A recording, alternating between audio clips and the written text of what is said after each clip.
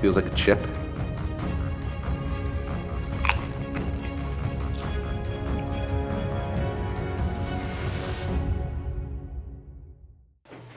Welcome to 2025.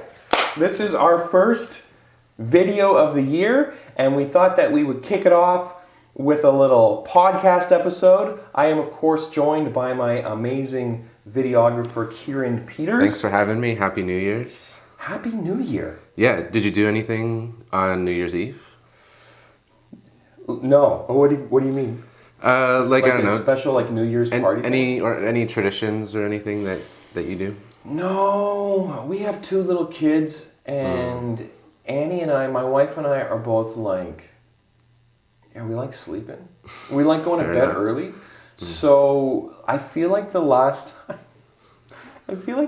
time that I stayed up till like New Year's was like years ago.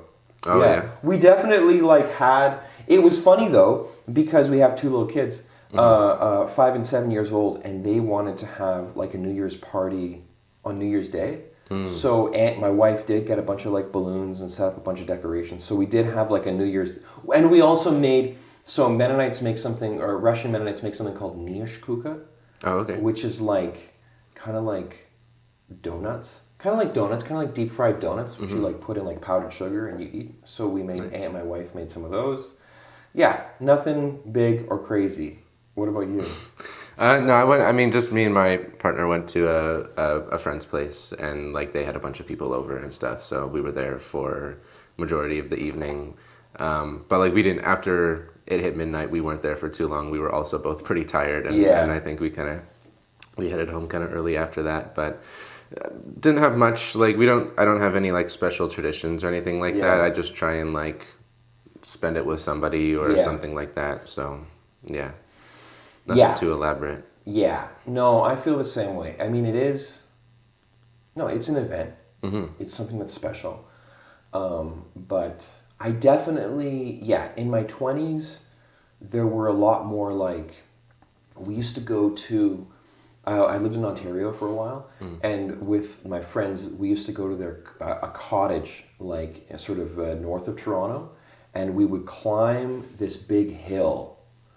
And we'd make a huge like bonfire at the top of the hill, and then everyone would be around the bonfire and like popping champagne, and like it was like a big New Year's thing. Yeah, that sounds fun. I feel like I've done those before, but like now it's pretty relaxed. What about like New Year's resolutions? Do you have, maybe not New Year's do you have specific resolutions? Not really. I feel like there's just, as I'm gearing up for the new year, there's usually things that I'll think about and just like things I want to get done in the year. But I guess it's not specifically like one goal that I'm going to try and set. Just because, I don't know, I feel like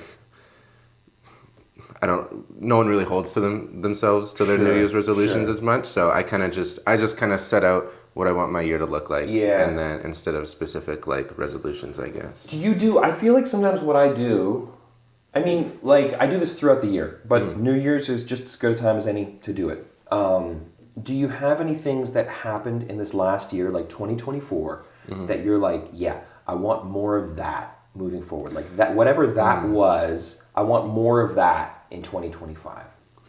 I think just like more sort of like experiences with people, I think. Because I had went to, I think summer of 2023 I went to Iceland on like a solo trip. Kind of just on a whim thing, just feeling kind of cooped up. I wanted to go sort of experience something different.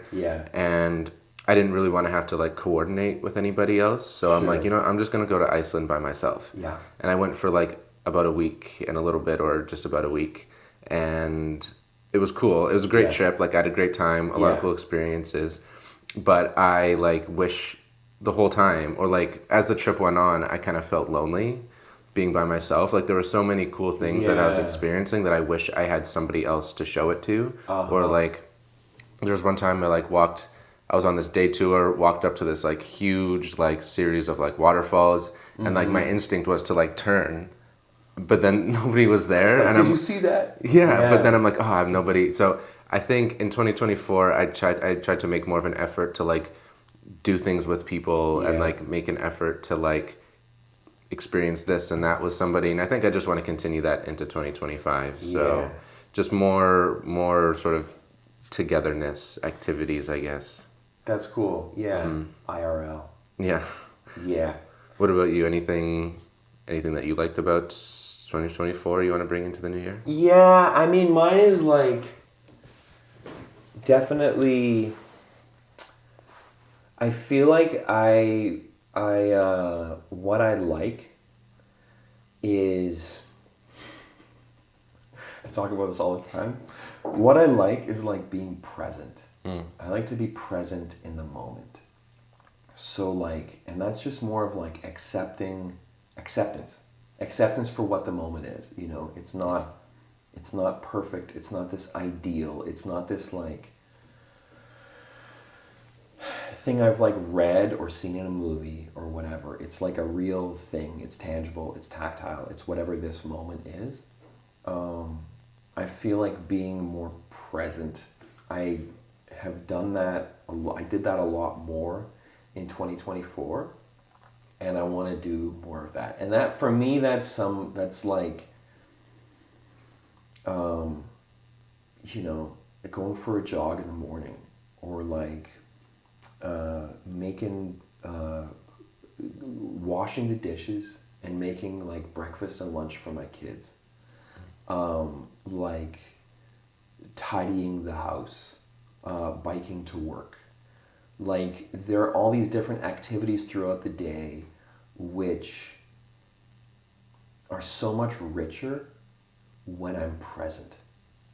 And I feel like I can kind of, the more I add routine or an ability to be present for some of those moments, I can kind of snipe in on some other ones where I'm like, that one I feel like I'm rushing through. That one I feel like I'm not quite there, you know? I also think it comes down to being with people, because over this like Christmas break, I've spent more time doing what I want, you know, like, I don't know, playing video games or like building Lego or whatever. And I only need a little bit of that. If I get too much of that, it just like, it's like when you eat too much like pizza or like burgers, you kind of like, you lose the flavor. Like, it's nice to have a bit of it. For me, the moderation.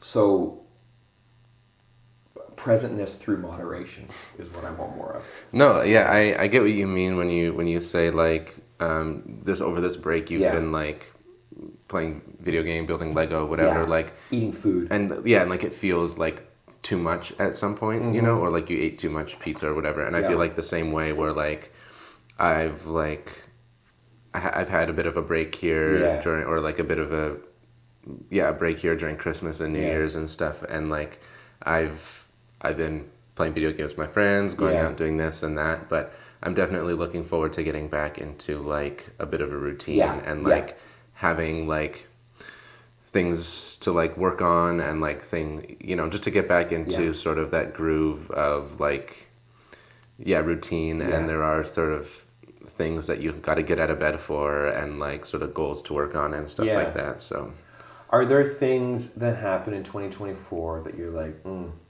I don't need that in 2025? Like things you want to like let go of or not do as much of in the new year? I think as this year's gone on, I've realized I'm a bit of a people pleaser, I think, at points. Yeah. Just where I think I have a tough time saying no to this or that, or like just saying yes to things. And like, it's not a super big inconvenience to me usually, you know, but I just, as sort of I get busier with things and as I get older and whatever, I think it's something I want to try and sort of nip in the butt now, I guess, just because not that like I'm afraid of conflict or anything like that, but I think conflict is healthy, and I think being able to like work through conflict in a healthy way is good.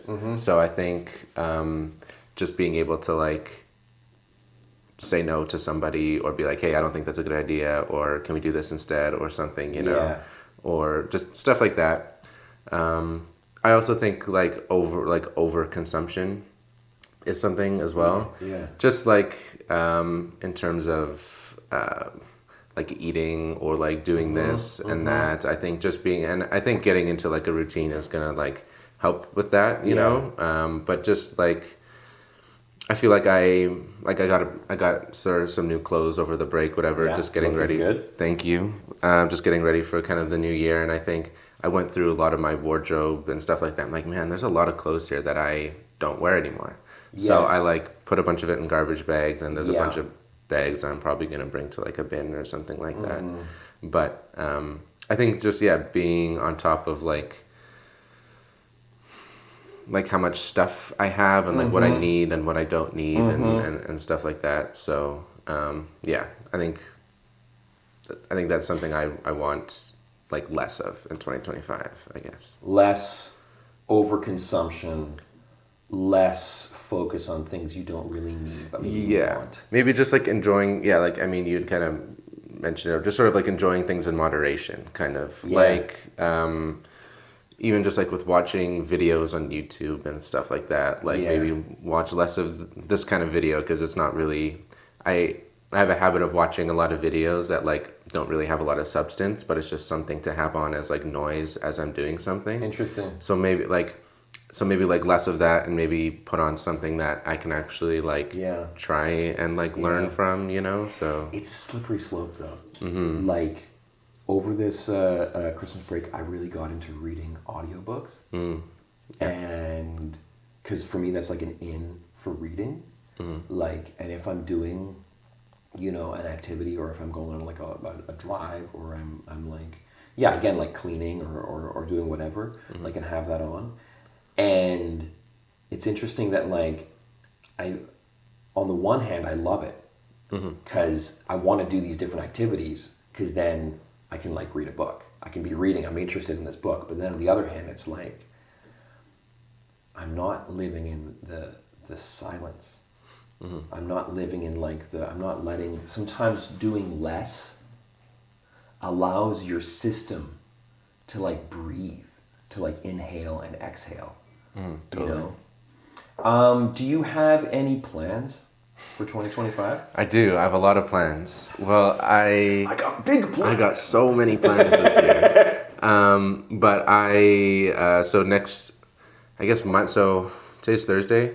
So Friday, so like 3-4 days, I start a new job. I am joining the marketing team at like a local furniture company. Sweet. And that's so by the time this video comes out, Kieran will be working a new job. Congratulations. That's right. Thank you. It's exciting. It's something that like because it's a 9-to-5 office job, right? Sure. And I remember like graduating high school and being like, I'm gonna work in film. I'm not gonna have a 9-to-5 office job. Every day is gonna be new and blah blah blah. But like after like I took a few years off from school. Ended up going to college for a year. Did like media program. And then graduated from there, and like pretty much all the jobs I was looking for was like a 9-to-5 office job. We're just like looking for like like a company that's hiring like an in-house videographer. They gave me like a special title of like multimedia specialist. Okay. But I think that's just a fancy title. Really, I'm just like an in-house videographer for this company. Sure. Or like videographer editor. But that's exciting. It's nice to have some like consistency. I think that's what that's gonna bring. Just like a little bit of like financial consistency and like consistency in my schedule.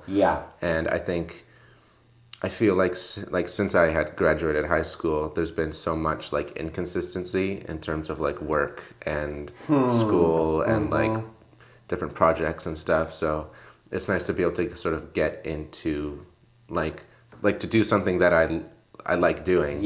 And sort of have like consistent, just a lot of consistency with that. You know? So no, totally.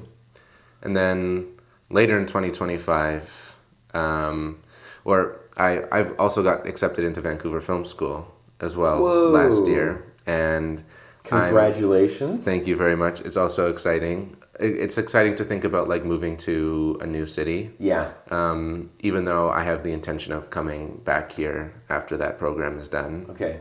To work on more YouTube videos. To work on more YouTube videos. Like and subscribe. Like and subscribe. Kieran's coming back. Leave a comment in this video if you want Kieran to come back to work on more YouTube videos. No. I'm going to Vancouver Film School specifically to make more YouTube videos. But no, it's exciting. But I might defer because like my start date is supposed to be September 2025.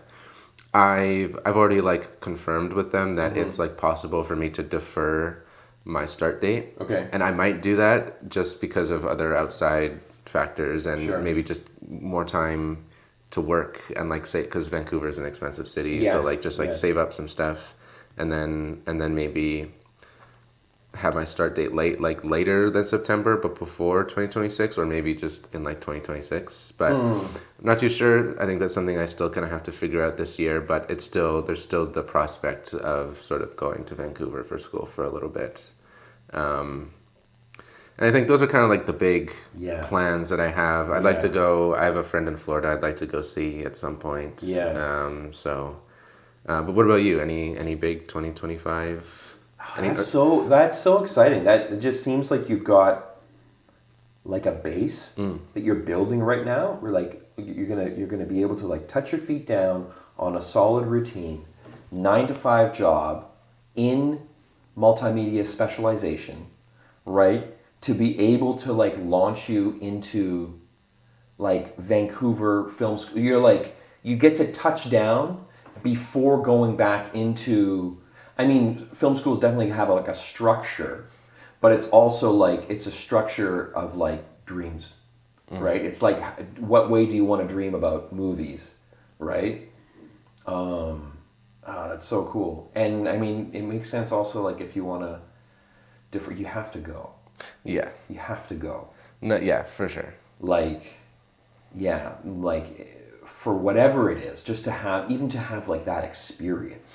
You know, I feel like the experience of like moving to another city is like something I should experience. You know, like just meeting, it just like an opportunity to just like meet new people and like experience a new city and like all the challenge, like even just like going into like a big city like Vancouver compared to Winnipeg, it's a lot bigger and. Also moving from like the prairies to the Rockies, right? Like it's a completely different environment. Like I went to the Toronto Film School like 15 years ago. And it was also just like such a formative experience and such an opportunity to say, you know what? This dream is valid. And this dream can have legs and it points in this direction. It was such a great opportunity to also spend time with other people, other of all walks of life, who also had a passion for film and who came at it from their own angles. You know, just to be in that like incubator was really exciting for me. And yeah, I can only imagine like what it's going to be for you. Also because you've had such a passion for film for so long and have been so focused. My plans for 2025? Yeah, anything you'd like to accomplish or anything that's already in the works or... Yeah, I don't really have...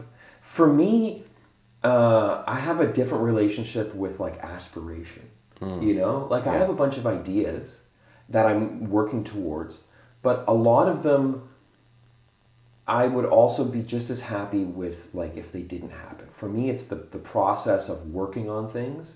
It's fun to make videos and to press publish and to release them, you know? It's great to like connect with people and communicate with people who are into similar stuff. But a lot of it, like when things pull me too far, again, from the moment, from being present, I kind of weigh out like what's, for me, where I'm at in life right now, like is that adding value to my life? It kind of comes back to like the resolution idea. Something my dad always talked about growing up was you want to spend time doing activities that are life-giving not life draining. So I kind of take things in smaller increments. There is one bigger thing. Well, I do work on, okay, so there's a couple bigger projects that I'm kind of working on, which are fun sort of as bigger projects. One is, well, I've written 2 books, and they have both been like, I have book deals. I've signed 2 book deals. So congratulations. Thank you. Yeah. One of them is a fantasy book, and the other one is a memoir. And I believe that the fantasy book might be coming out in 2025. I don't know. It's being edited right now. And again, I'm not rushing it. I'm here for the process. This is not something I ever aspired towards. What made you like decide to like write a book? I'm actually working on a video about that right now. Okay, stay tuned. But long story short is I never I never aspired to write a book. Mm-hmm. I always thought it was a very daunting thing, and because of some circumstances that happened over the past couple of years, I was just like, you know what, to heck with it. Just go for it. Yeah, just go for it. So I just dove in and wrote it. I've loved fantasy since my older brother Dave introduced me to fantasy. So it's always been something that's been in my mind and in my heart, and I feel like I wanted to do something that wasn't inhibited. You know, I've spent the greater part of my adult creative life trying to come up with projects that are doable. And I was like, you know what? I have ideas in my head that are not doable in terms of making a movie, you know, in terms of whatever I'm able to do. You know, I have dreams. So it was just a dream project. I mean, the fear there is prose, is just standing behind the words. We can't fix it in post, you know. So that was what always sort of like held me back, because we read the books that we love are oftentimes some of the greatest books ever written. And so I had to kind of chuck that out the door. Like, I'm not going to write one of the greatest books ever written, but I want to write my book. So yeah. No, that's a good way to approach it. Yeah, I think. Yeah, for sure. So writing books has been sort of this other thing, this other joy in my life. Again, not necessarily to the purpose of like, I'm going to get a book published, because that was never. I was just like, I want to write a book because I want to dream this thing and put it down. And honestly, the main reason is I've been reading to my daughter, my 7-year-old, and just loving reading her stories. Yeah. And I was like, oh, if I would write a book. Because I write some other books for them, like little like flip kids books, right? That are just for us, that I'm not sharing with the world. And I was like, oh, I could write a book. And then we could sit and have like nighttime, bedtime story time. I could read her book. So the crazy thing is, like, I'm going to have a physical book. The book is called Journey to Caldor. And like and subscribe. And it starts 2025. Yeah, and I'm gonna be able to physically read it to her. So in terms of like a personal thing, that's just amazing. Yeah, that's awesome. My dad used to read a little bit to me when I was younger as well. But I think we still have these books in our basement somewhere, but he would read to me this book just called Rome, and it was about like the history of like ancient Rome. Yeah. So I'd be like, maybe like 7, 8 years old in bed, and he'd sort of be sitting there with this big old book just with Rome and like the ancient Roman like whatever insignia on it, and he would just be reading ancient Roman history to me. And like at the time I wasn't a fan because I was 7 and 8. I'm like, Dad, this is like kind of boring. But now I'm thinking about it, and it's like I'm really into like or like really interested in like ancient history. Like I took a few classics class in high school and stuff like that. And then I've made sure that we still have those books somewhere, just to like have them as like a keepsake anyways. So That is so cool. Yeah, I mean, that is honestly one of the most amazing things. Well, among the amazing things about having kids is reading to them and also just sharing things that you love.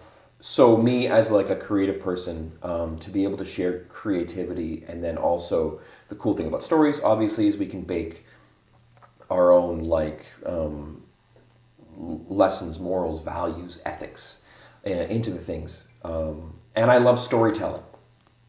So it's just it's a fun. The craft of storytelling is just, it's something that's fun and worth spending time working on. Mm-hmm. Speaking of storytelling, what made you want to become a filmmaker? Well, I think it was just my passion for storytelling. Like in like when I was in grade school, or like middle school, we would get assigned like an English project and be like, write a short story, and I would just like throw myself into it, like more so than like any other assignment, and just like I would even try and like connect it to like other things that we were learning. So I would like get out our like social studies book, and I would like flip through, like I would like write it during like a certain period of time, and I'd like grab our textbook and I'd like look through the textbook to try and make it like as accurate as I could in 5th grade, you know? So I think just sort of being able to like tell stories was always like a big thing for me. And I think just as I got older, I think I ended up sort of finding, well, I watched a lot of movies like as a kid, like my grand would always take me to the theater. Always have movies on at home. My parents always liked watching movies and stuff. They'd always, you know, and like when we'd have a family movie night, it was always like, it's not like, oh, they'll be like, oh, we'll let Kieran pick and put on a, like, you know, because they didn't really want to watch like sort of kid animated movies. So they'd be like, hey, we think you should watch this movie. And and then they would just put on like Gangs of New York or like Gandhi or something when I was like kind of young. So I think but I would still watch it anyways because I'm like, well, they say that this is a good thing I should watch. So I'm going to see what this is. So I think from there maybe is kind of when I got more interested in like what a film, like what a movie is, you know? And I think as sort of I went through school, from time to time there'd be like this little like filmmaking workshop or something, or like thing here or there that I'd always be really interested in. And then I ended up in high school taking this digital filmmaking class, and it was like the one class out of like any class I've ever taken where I've wanted to, where I've like, I knew I'm like, I want to do this outside of school. Like I want to keep, like we would work on an assignment in class, and I'd be like, well, why don't I just do this assignment again outside of class on my own time? Wow. Just because it's something I enjoy doing. And like, and then it became sort of my favorite medium to like story tell in, I guess, just like that visualness of it. Because I always liked, I've liked drawing and stuff like that too. So I think it's a nice sort of combination to like sort of bring sort of the visual and the storytelling together. No, I agree. It's a great medium. Do you okay? Can we pivot to game time? Yes. Okay. Okay.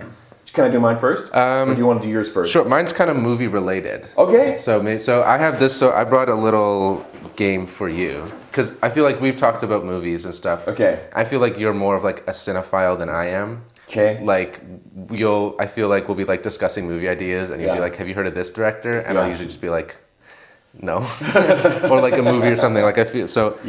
I brought this, which is huge for like film school. Like film school, like opens you up. You're just, because suddenly you're like, oh, it's kind of for fun. It's kind of a competition between you and your classmates. You're like, who is the most niche? Yeah. I felt that. I felt like when I was doing my program at Red River, I find even then I started watching a lot more movies, and I find myself watching a lot more movies now. But I still feel like you're more of a cinephile than I am. Sure. And I brought some movie trivia cards for you. So I'll pick like a few, and then we'll see how many you can get. Are they old? If you're older, it's just like, I feel like for me, like any movies, like, I don't know what it is, 2015 onward, I'm not. I think they're kind of before. I got these mixed up. I think they're before. Yeah. I don't know, but they're not like super recent. Okay, let's do it. I think it's kind of like classic movie kind of stuff. Trivia. So just for the record, I do not claim to be a cinephile in any way whatsoever. I do love movies. I did go to film school. Yeah, and cinema is amazing. Yeah, let's say that.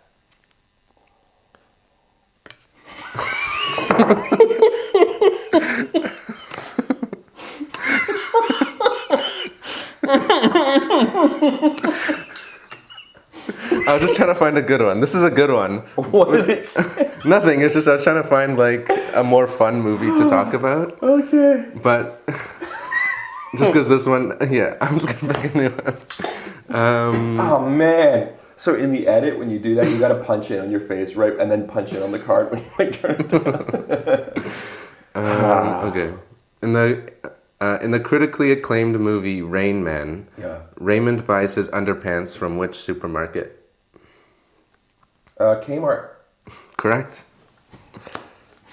So Rain Man is a movie, like when you talk about your parents showing you movies as a kid. Same. My parents did the same thing. Oh, okay. I watched a lot of movies that were that didn't feel necessarily age appropriate as a kid, but they were really good, and they were often about challenging issues, or there was something you could tell after watching it or while watching it, like, oh, there's something here. There's a reason they want me to watch this movie. It's sharing something about culture, about morality, ethics, whatever. So Rain Man is a movie that I watched as a kid. Yeah, my parents put it on.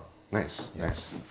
We got to start doing that with our kids at some point. I mean, we still watch a lot of, it's a lot of cartoons. Yeah. We did, though, start watching The Sound of Music. Oh, okay. Which I totally thought, I don't know if they're going to be into this, because they do watch a lot of like Netflix cartoons and stuff, right?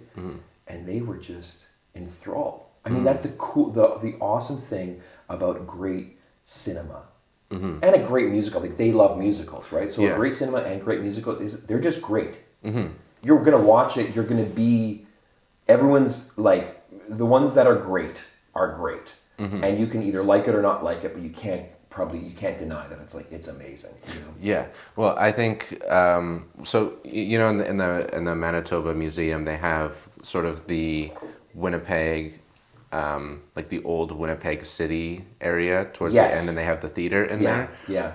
I went with my girlfriend recently, and we went, like, of course, we sort of went and sat in the theater, and they were it was an old, like, silent movie about like.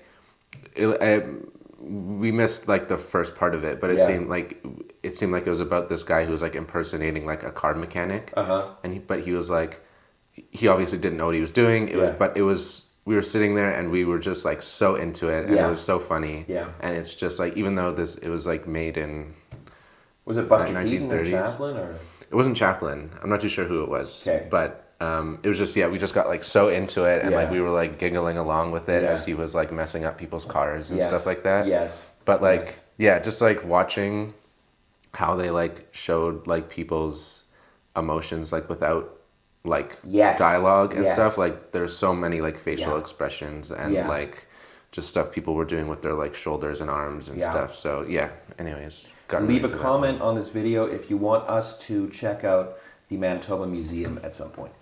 That'd be a fun video. Yeah. In Gremlins. Oh, no. I don't know Gremlins. No, I don't Gremlins? think I've ever seen Gremlins before. I've seen parts of it. I'm guessing maybe some friends had it at a sleepover at some point, and I shielded my eyes, and I was like, I don't want to watch it. Do you know like the name of the gremlin? No. Okay. Sorry. I don't love scary movies, and I think Gremlins is scary. In the 2004 American comedy Anchorman: The Legend of Ron Burgundy, what musical instrument does Ron play? Flute. Correct. Jazz flute. The jazz flute. Yeah. Correct. The one horror movie that I do like, that I've watched a number of times, is The Shining. The Shining. Yeah, because Kubrick. I feel like I've gotten more into like when I was younger, I was always like too afraid of horror movies and stuff. Yeah. But I feel like as the more that I've like made films and stuff, I feel like the more that like I've been more okay like watching horror movies and stuff. Just because I watch it more through like how did they do that kind of thing, and like it like it takes I'm able to like take myself out of it a little bit by like thinking about the filmmaking aspect of it. But anyways, there's still I feel like a lot of the horror movies I see are kind of like the more like corny slasher kind of movies. So there's a bit of like they feel a little bit funnier because they don't take themselves super seriously. Well, and those kinds of movies are so much fun to make. It's fun to make ultra-violent movies.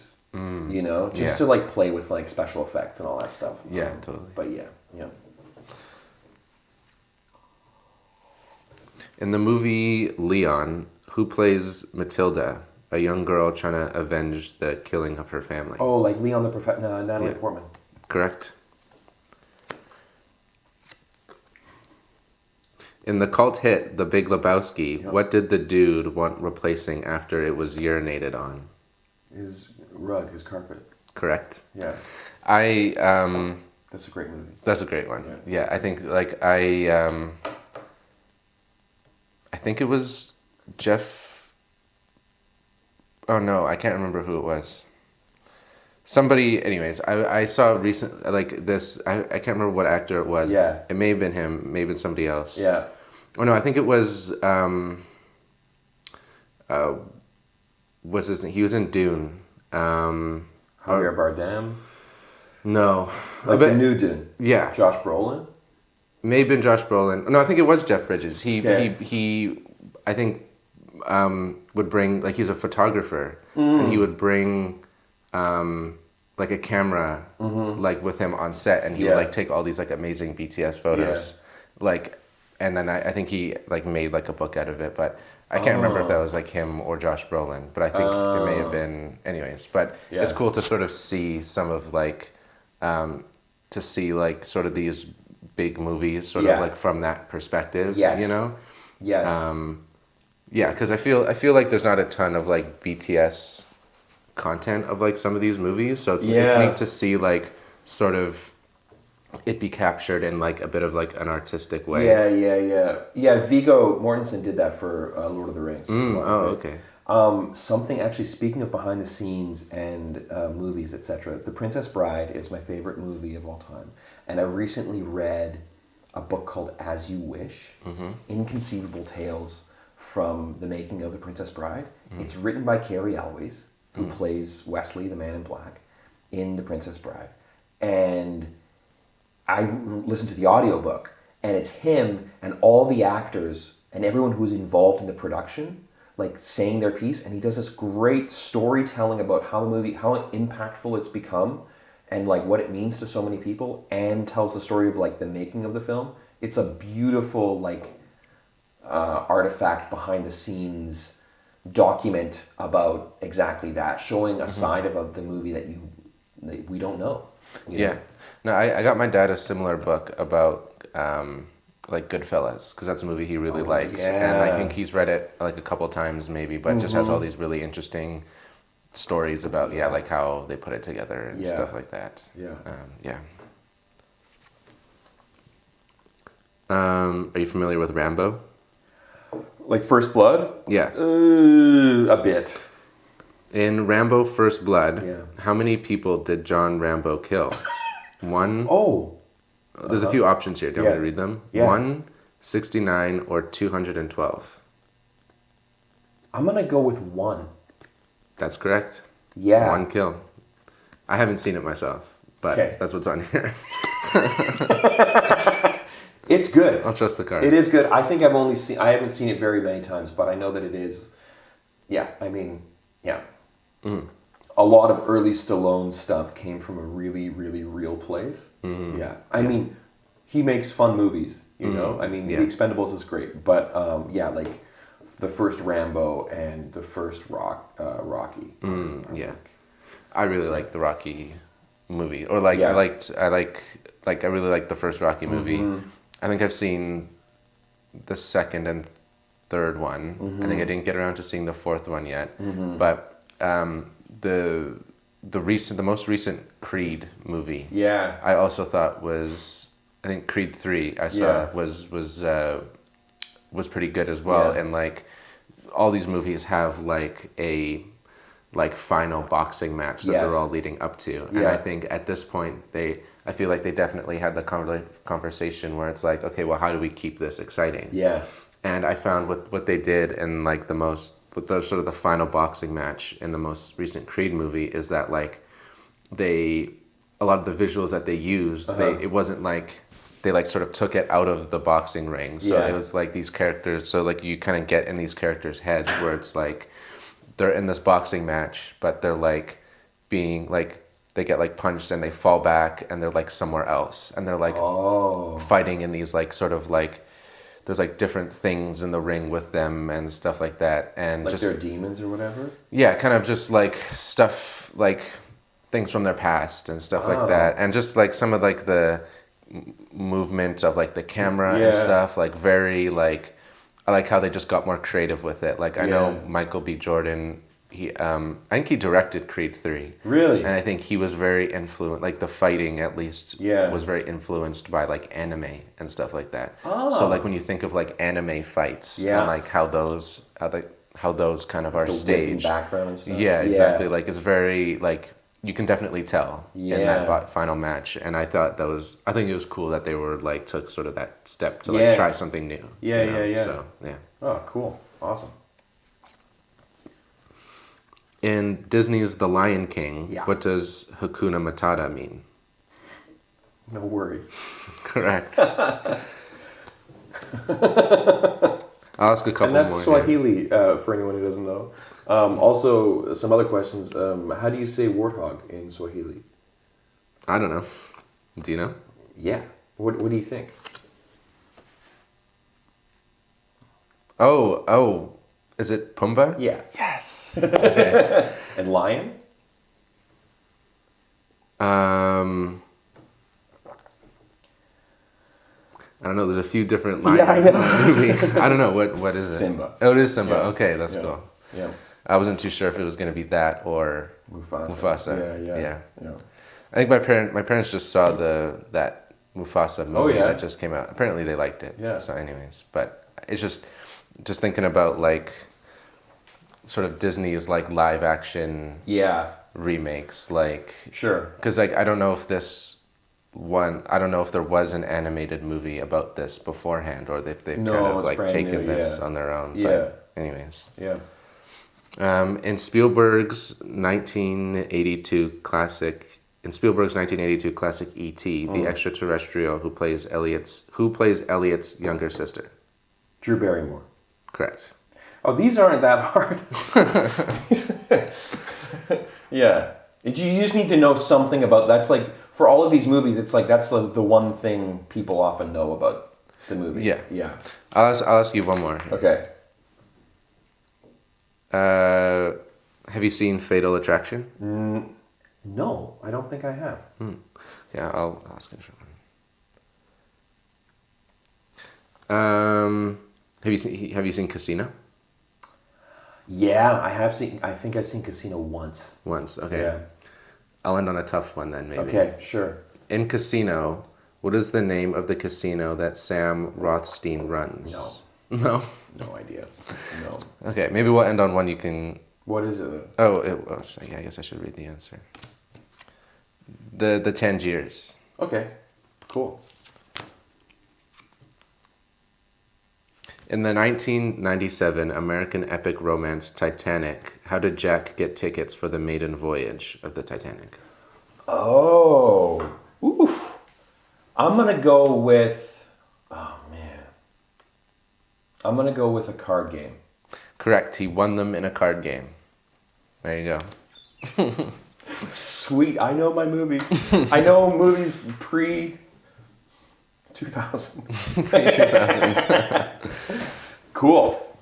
Okay. Thanks, Kieran. Yeah, that's movie trivia cards. I feel like I have a bunch of like little card games like this at home that like I don't use that often, Yeah. you know? Like sometimes I'll bring them to like a gathering here or there, Yeah. but I feel like I got these and I've maybe only used them like a couple times since, Oh, you great. know? So I'm Get your happy money's worth. happy I can find a use for them. Yeah. Leave a comment if you want us to do some more movie trivia cards. If you want a full video where we go through the whole deck. Oh, we'd have to have. We each have half a deck, and whoever gets the most, we like score him at the end, right? I wonder who wins this one. Okay, it's my turn. Okay. So what I have for you is we've set up a blind taste test. Right. Yeah, go ahead and Okay. put on a blindfold. Okay. Yeah, I can't see a thing. No? No. Okay, perfect. What I'm going to do is I'm going to place a plate right in front of you, Okay. and on the plate is one item. One item. And you have to taste this one. Just so you know, there's no tricks here. This is all food. This is all edible. It's all going to be fine. It's poison. Nothing crazy, spicy or anything. Okay. So you taste it. I would say you have to consume the whole thing so that you can't look at it after. Okay. So you have to taste it and consume the whole thing, and then remove the blindfold and tell me what you think it is. Okay, gotcha. Okay? So the plate's coming. Oh. There you go. Okay. Oh, You can smell it before if you want to. I can't. Okay. Feels like a chip.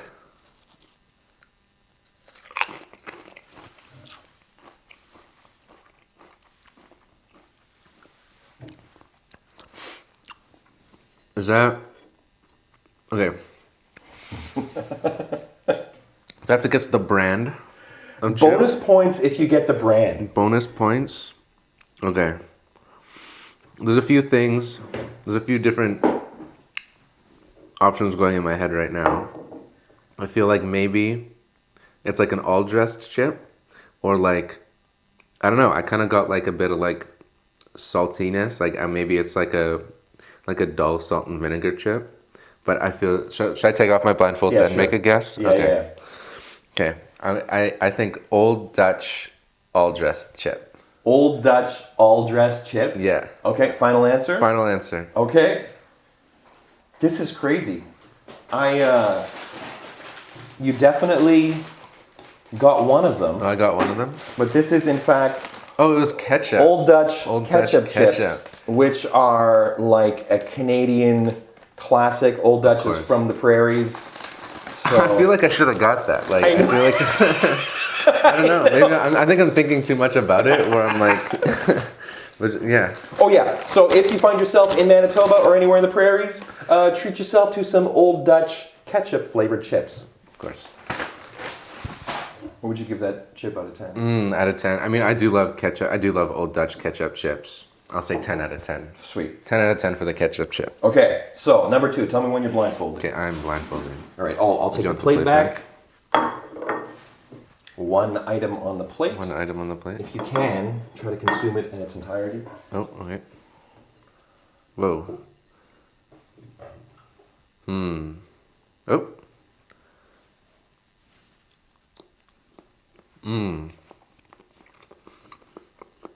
Now I think this one could be the all-dressed chip.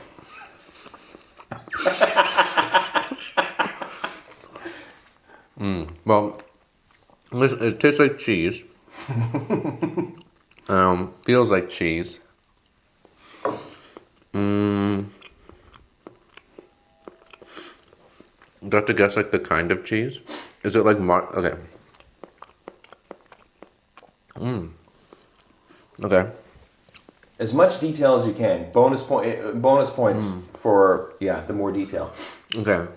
I feel like it's a cheese that I would find on like a spread of like meats and cheeses, you know? Like I feel like it would pair well with like a pepperoni stick or something. Okay. I was thinking like maybe cheddar, but I felt like there's a little bit more to it than that. So I'm gonna say like, was it like a strip of like marble, like that marble cheese where it's like Swiss and cheddar or something? Yeah. That's my guess. And do you have a brand? Oh, a brand. I'm gonna say Black Barrel Black Barrel cheese. marbled cheese. Marbled cheese. That's Final my answer? Final answer. Okay. It is cheese, but it cheese. is in fact New Bothwell smoked Gouda. Again, smoked New Gouda. Bothwell is a Manitoba classic, Manitoba-made cheese, and smoked Gouda is one of their flavors. Another popular flavor is jalapeno, which is okay as well. It's pretty smoky. I didn't know that was like a Manitoba brand. Yeah, New Bothwell is a town in Manitoba, and in the town they have a cheese factory called New Bothwell Cheese. Yeah, More you know. Cool. more you know.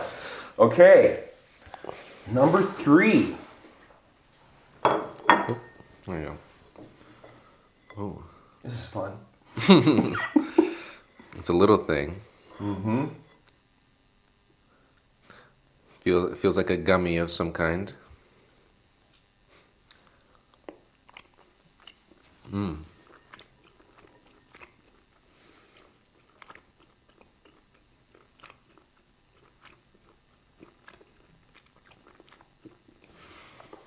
I feel like this could be like, it's either like a kind of like fruit gummy, or it's like a Maynard's candy. And I feel like it would, the shape of it Yeah. felt maybe like it could be a fish. Oh. So I'm gonna guess it's like one of the Swedish fish. Like it's like a little gummy Swedish fish. Okay. That's my guess. The Gummy Maynard's, Swedish. Sorry. like a Maynard's Swedish fish. Maynard's Swedish fish. I think that's what they're called. What color was it? Bonus points. Red. Red. Yeah. Maynard's Swedish fish. Red. Yes. Final answer. Final answer. Okay. The thing that Kieran just ate was, in fact, Maynard's. Oh. 100%. It was wine gums. Wine gums. But it was red. It was red. Okay. I was getting like a cherry strawberry kind of thing going Yeah. on. I feel like your guesses are random yet specific. Like you nailed the specificity on like the wrong point. Yeah, the chip It's an brand old at the Dutch beginning. chip for sure. What flavor? All dressed. All dressed. So these are Maynard's wine gums, also a Canadian classic. If you find yourself in Canada, treat yourself to some wine gums.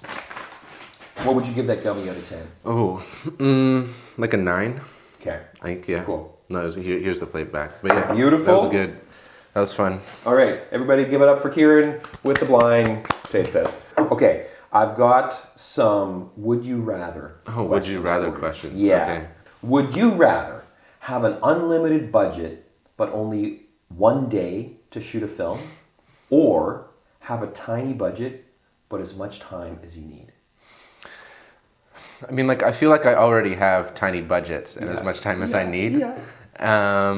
So I think I would do unlimited budget with one day just to like see how well that can go. Yeah. Cause like I would keep people the whole day, but then be like, well, I'm paying you so much money because I have an unlimited budget. So I would do that just to like see how well that experience would go. Yeah. And then you could, just in that one day, just do like a really short, like make a short film, but like put a ton of money into like how it looks and the set and whatever. So You know, it'd be cool if you're gonna do it in one day. Do a one-shot feature. oh with yeah. a crazy budget. Spend a bunch of time planning it. Oh yeah. Right? And like unlimited budget. So like, cost us $3 million to do a take. Unlimited budget. Unlimited we'll do a budget. couple takes. Yeah, no, that's a good idea as well. Would you rather win an Oscar for Best Picture, but have no one remember your name, or be a cult favorite director whose films will never win awards? Oh, I think cult favorite director who doesn't win awards because I think for You me, want people to know your name. yeah, I want to be famous. No, but I think the most sort of rewarding part for me, or not, maybe not the most rewarding part, but just seeing people like enjoy the story that you've told, or like have a sort of emotional connection to something you made or whatever, I think is really special. So I think, I think knowing that people are like enjoying the stuff that I make and like taking away things from it, I think would be great. Help Kieran become a cult favorite director. Check out 66 Studios and see some of this guy's films. Follow along. Like and subscribe. Would you rather film in the freezing cold of Winnipeg in January or the sweltering heat of a tropical jungle? The sweltering heat of a tropical jungle. I've filmed in the freezing cold in January, and it's not fun. I think the jungle, just because I feel like I like a hot. I mean, my favorite climate is like a dry climate, and like a tropical one is maybe a bit more like muggy and stuff, and that could have its difficulties. But I feel like I'd rather be. It's been done. It's been I've done the cold. I'm ready to try out a tropical film in a tropical jungle for sure. Well, awesome. I mean, Kieran, Happy New Year. Happy New Year. Thank you so much for joining me on this beautiful cold January morning. Thanks for having me. And I mean, thanks for sharing. Thanks for everything you've done in 2024. Looking forward to what we're going to be able to do together in 2025, but also seeing what you are going to be doing. I mean, the new job is amazing. Right. The Vancouver Film School adventure you're going to go on is fantastic. Wishing you all the best. Yeah, thank you. And thank you guys for watching, and we'll see you next time.